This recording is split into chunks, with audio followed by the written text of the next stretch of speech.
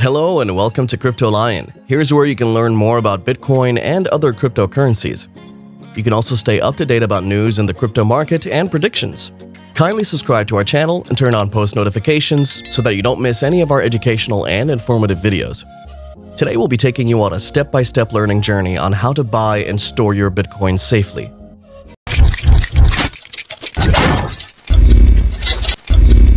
Let's start by assuming you really don't know what Bitcoin is.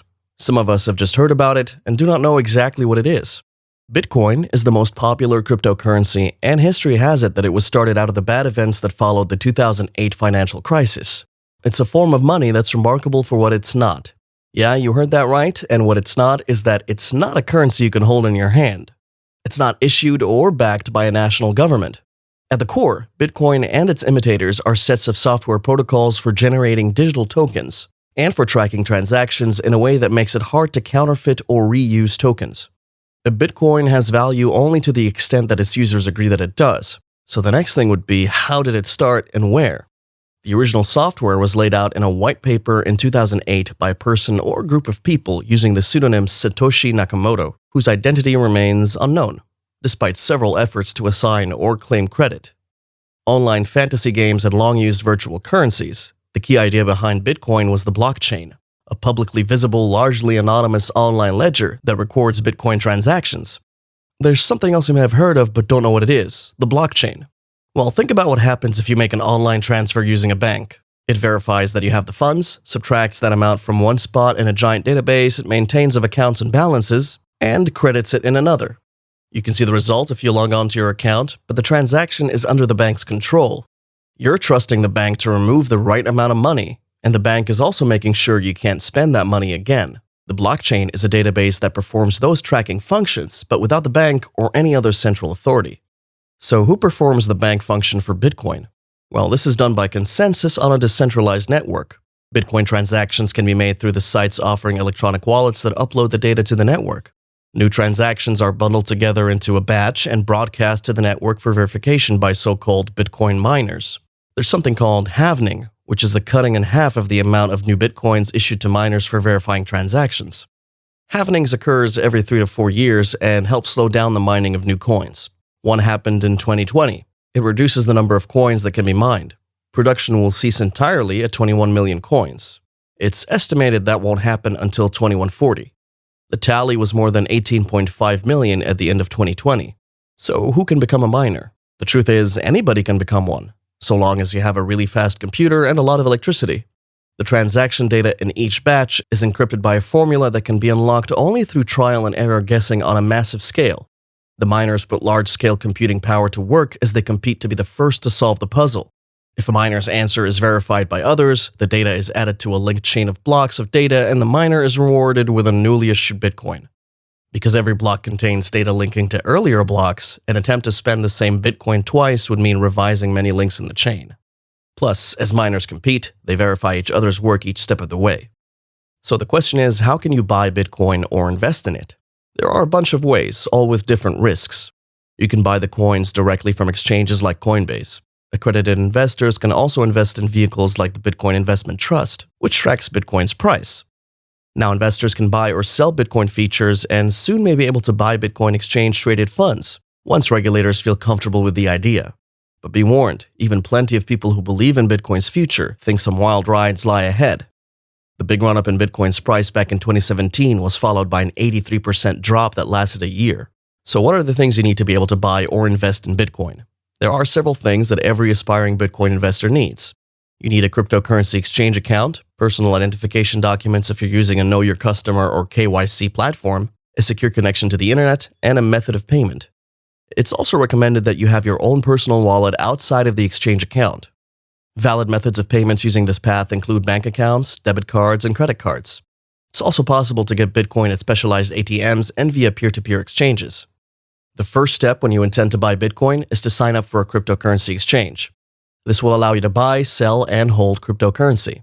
It's generally best practice to use an exchange that allows its users to also withdraw their crypto to their own personal wallet for safer keeping. There are many exchanges and brokerage platforms that do not allow this. For those looking to consistently trade Bitcoin or other cryptocurrencies, this feature may not matter. Right now, the most commonly used type of exchanges are not decentralized and do not require KYC.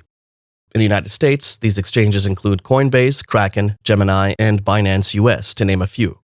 Each of these exchanges has grown significantly in the number of features they offer. Coinbase, Kraken, and Gemini offer Bitcoin and a growing number of altcoins. The next thing to do after signing up for an exchange is to connect your exchange to a payment option. This can be called Step 2. Once you've chosen an exchange, you now need to gather your personal documents. Depending on the exchange, these may include pictures of a driver's license, social security number, as well as information about your employer and source of funds. The information you may need can depend on the region you live in and the laws within it. The process is largely the same as setting up a typical brokerage account. After the exchange has ensured your identity and legitimacy, you may now connect a payment option. With the exchanges listed before, you can connect your bank account directly, or you can connect a debit or credit card. While you can use a credit card to purchase cryptocurrency, it's generally something that should be avoided due to the volatility that cryptocurrencies can experience. Once you've chosen an exchange and connected a payment option, the next step is that you can now buy Bitcoin and other cryptocurrencies. Over recent years, cryptocurrencies and their exchanges have slowly become more mainstream. Exchanges have grown significantly in terms of liquidity and their breadth of features. What was once thought of as a scam or questionable has developed into something that could be considered trustworthy and legitimate. While exchanges like Coinbase or Binance remain some of the most popular ways of purchasing Bitcoin, it's not the only method. Here are some additional processes Bitcoin owners use. First is Bitcoin ATMs. These ATMs act like in-person Bitcoin exchanges. Individuals can insert cash into the machine and use it to purchase Bitcoin that is then transferred to a secure digital wallet. Bitcoin ATMs have become increasingly popular in recent years. Another option is peer-to-peer exchanges. Unlike decentralized exchanges, which match up buyers and sellers anonymously and facilitate all aspects of the transaction, there are some peer-to-peer exchange services that provide a more direct connection between users. Local Bitcoin is an example of such an exchange. After creating an account, users can post requests to buy or sell Bitcoin, including information about payment methods and price. Users then browse through listings of buy and sell offers, choosing those trade partners with whom they wish to transact. Local Bitcoins facilitate some of the aspects of the trade. While peer-to-peer exchanges do not offer the same anonymity as decentralized exchanges, they allow users the opportunity to shop around for the best deal. Many of these exchanges also provide rating systems so that users have a way to evaluate potential trade partners before transacting. Another important step is to set up good storage. Bitcoin and cryptocurrency wallets are a place to store digital assets more securely. Having your crypto outside of the exchange and in your personal wallet ensures that only you have control over the private key to your funds. It also gives you the ability to store funds away from an exchange and avoid the risk of your exchange getting hacked and losing your funds. Let's quickly talk about how you can store your Bitcoin. Just like the way we keep cash or cards in a physical wallet, Bitcoins are also stored in a wallet, a digital wallet. The digital wallet can be hardware-based or web-based. The wallet can also reside on a mobile device, on a computer desktop, or kept safe by printing the private keys and addresses used for access on paper. But how safe are any of these digital wallets? The answer to this depends on how the user manages the wallet. Every wallet contains a set of private keys, without which the Bitcoin owner cannot access the currency. The biggest danger in Bitcoin security is the individual user perhaps losing the private key or having the private key stolen. Without the private key, the user will never see their Bitcoins again. Besides losing the private key, a user can also lose their Bitcoin by computer malfunctions, crashing a hard drive, by hacking, or by physically losing a computer where the digital wallet resides. The first type of wallets are called hot wallets. These are online wallets. Hot wallets are wallets that run on internet-connected devices like computers, phones, or tablets. These can create vulnerability because these wallets generate the private keys to your coins on these internet-connected devices. While a hot wallet can be very convenient in the way you're able to access and make transactions with your assets quickly, they also lack security. This may sound far-fetched, but people who are not using enough security when using these hot wallets can have their funds stolen. This is not an infrequent occurrence, and it can happen in a number of ways. As an example, boasting on a public forum like Reddit about how much Bitcoin you hold while you're using little to no security and storing it in a hot wallet would not be wise.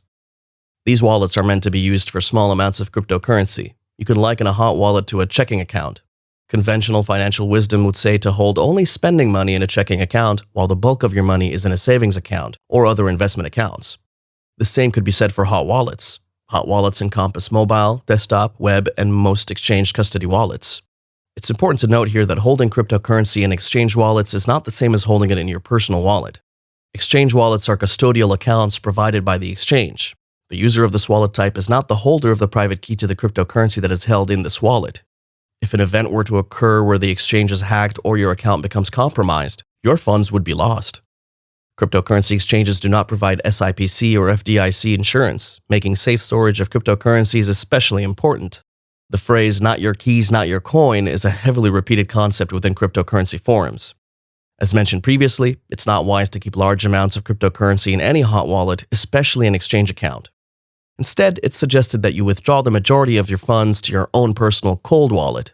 While these wallets are connected to the internet, creating a potential vector of attack, they're still very useful for the ability to quickly make transactions or trade cryptocurrency. The next type of wallet, and the safest option for storage, is cold wallets. The simplest description of a cold wallet is a wallet that is not connected to the internet and therefore stands a far lesser risk of being compromised. These wallets can also be referred to as offline wallets or hardware wallets. These wallets store a user's address and private key on something that is not connected to the internet and typically come with the software that works in parallel, so that the user can view their portfolio without putting their private key at risk. Perhaps the most secure way to store cryptocurrency offline is via a paper wallet. A paper wallet is a cold wallet that you can generate off of certain websites. It then produces both public and private keys that you can print out on a piece of paper. The ability to access cryptocurrency in these addresses is only possible if you have that piece of paper. Many people laminate these paper wallets and store them in a safety deposit box at their bank or even in a safe in their home. Paper wallets have no corresponding user interface other than a piece of paper and the blockchain itself. A hardware wallet is typically a USB drive device that stores a user's private keys securely. This has serious advantages over hot wallets as it's unaffected by viruses that could be on one's computer, because private keys never come in contact with your network-connected computer or potentially vulnerable software. These devices are also typically open source, allowing the community to determine its safety rather than a company declaring that it's safe to use. Cold wallets are the most secure way to store your Bitcoin or other cryptocurrencies, for the most part. However, they require a bit of knowledge to set up. It's essential for anyone interested in owning cryptocurrency to learn about safe storage and the concepts of both hot and cold wallets. We hope that you've learned a lot from this video about how to buy and store your Bitcoin safely. Please like this video by giving it a thumbs up, and don't forget to subscribe to our channel if you've not already. Good luck and happy investing!